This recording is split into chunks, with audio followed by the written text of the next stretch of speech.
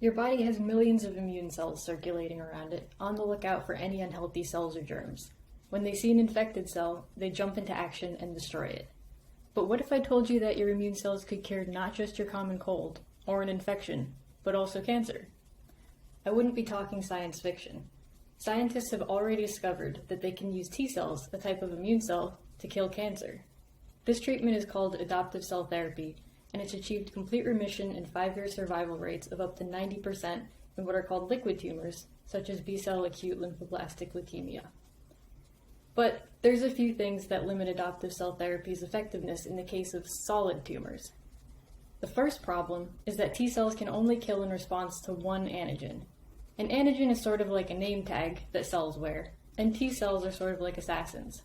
T cells check the name tag of all the cells that they encounter, and if they see a name tag that matches what they're looking for, they kill the cell.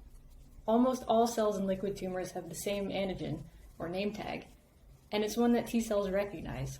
So that's why T cells have worked so well against liquid tumors. Unfortunately, solid tumors are a different story. Solid tumors are made up of cells with all sorts of different name tags, or antigens, which means T cells can't kill them all. Problem 2. Immune cells need a constant supply of food to keep them going.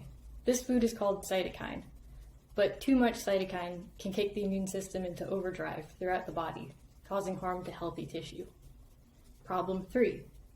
The solid tumor itself is so densely packed that immune cells have a hard time penetrating inside of it. That means that the immune cells struggle to kill more than just the cells along the periphery of the solid tumor. How can we fix these problems? That's what my thesis is focusing on. Let's start with the first problem, which is that solid tumors express too many different name tags, or antigens, for T cells to kill them all. But there's another immune cell that can kill cells with all sorts of different antigens, NK cells. NK cells kill just cells that are acting abnormal in some way. Almost all cancer cells act abnormally, which makes NK cells very effective against killing tumor cells, or solid tumor cells. Now onto the second problem, which is immune cell food, or cytokines.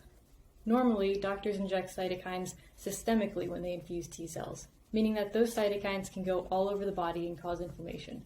However, I'm genetically modifying NK cells so that they can secrete their own low doses of cytokine. That way, the cytokine just goes where the NK cells go, and it doesn't go all over the body. Finally, the third problem, helping immune cells penetrate the solid tumor. In addition to the modified NK cells, I'm using an enzyme called heparinase. Heparinase can cleave some of the scaffolding that holds the solid tumor together, which creates gaps in the tumor just large enough for the NK cells to invade and enter. Heparinase also has the added benefit of stimulating NK cells to help them continue doing their job of killing tumor cells. In summary, the goal of my thesis project is to see if these 3 changes can improve adoptive cell therapy.